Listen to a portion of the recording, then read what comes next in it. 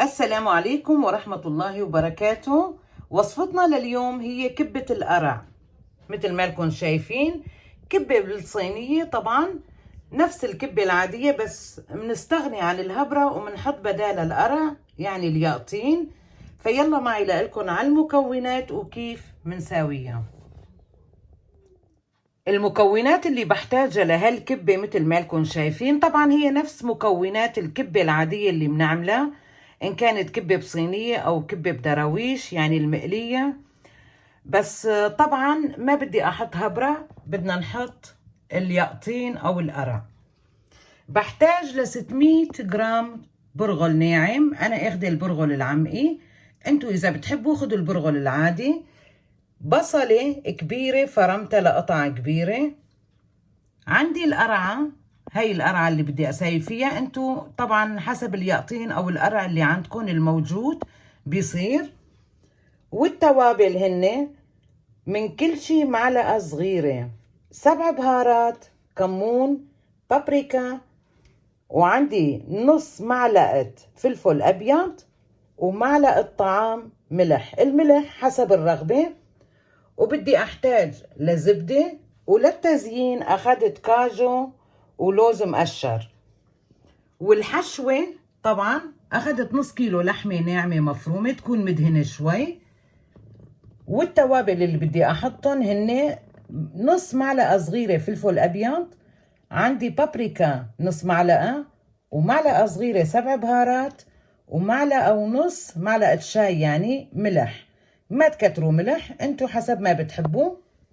بصلة وسط فرمتها ناعم كتير، صنوبر، وزيت نباتي. هي كل المكونات، فيلا معي لنسويها مع بعض. حطيت البرغل بجاط ونقعته بمي سخنة، بتنقعوه بمي سخنة يعني مو فاترة، لحتى ينتقع منيح، لأنه ما بدنا نديره على ماكينة الكبة. بدي أساويه بمحضرة الطعام، وبحط التوابل والملح وبخلطه كتير منيح، وبعيفه على جنب لينتقع. وبهالوقت بدي افرم القرعه، وبتشوفوا كيف.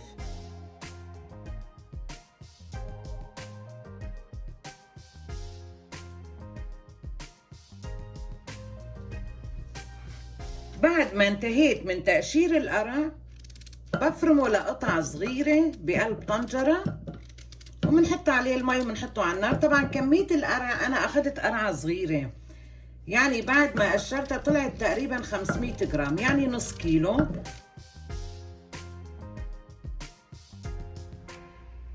بالوقت اللي القرع على النار عم يغلي بدي اجهز الحشوه. مناخد زيت، يعني تقريبا معلقتين طعام، مو كتير، بس شي يغطي ارض الطنجرة. كمان شوي، شايفين كتير كتير قليل. وطبعا الزيت بيخلي الحشوة يعني تتقلى منيح وتفرط من بعضها، ما تتماسك، مثل اذا بدنا نقليها بالسمنة بتطلع جامدة شوي.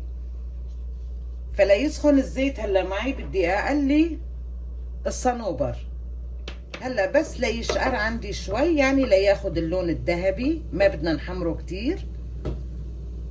وبضيف اللحمة والبصل.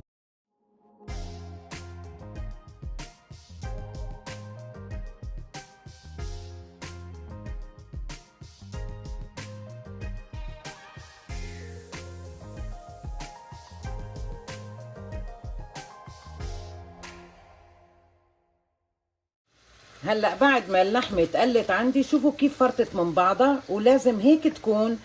طبعا لحمة الكبة ما بدنا اياها تكون متماسكة، تكون هيك ناعمة. والفضل للزيت والتكبيس.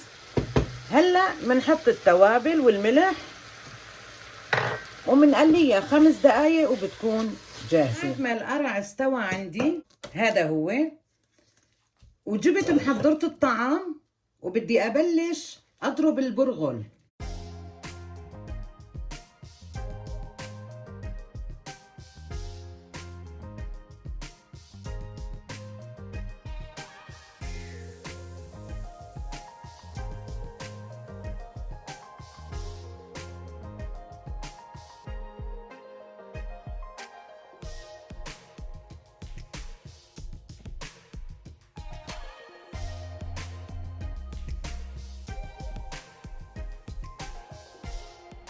عجينتي صارت جاهزة بعد ما درتها على محضرة الطعام. هلأ بدنا نعجنها كتير منيح مع بعض لتتماسك. أخدت هون بتاخدوا طحين تقريبا 50 جرام طحين، كاسة صغيرة بحطها جنبي أنا وعم بعجن. طبعا لأنه القرع عطاها مرونة كتير للعجينة.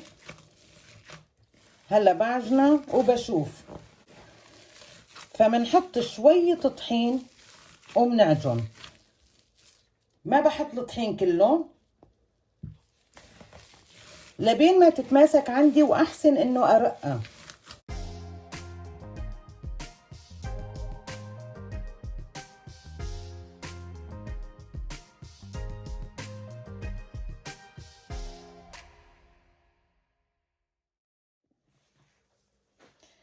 منجي هلا لتجهيز الصينية. مثل ما شفتوا دهنتها بالسمنة. بتاخدوا أي صينية عندكم وبتدهنوها سمنة.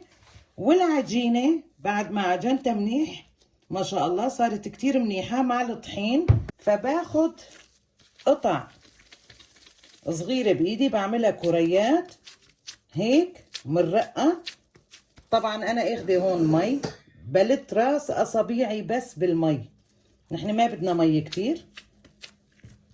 ومنحط القطع. طبعا بدنا نعبي أرض الصينية ونرفع الأطراف شوي بس مو كتير.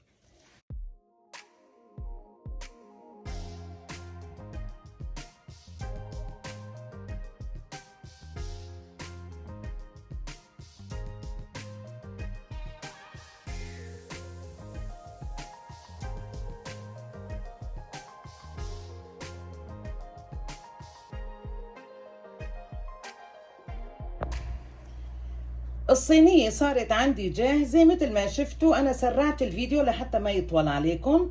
حطيت اللحمة وحطيت الطبقة الثانية وضغطتها كتير منيح. منبلش منقطع لتحت لأنه بدنا نحط على وجهها الزبدة لحتى تتشرب.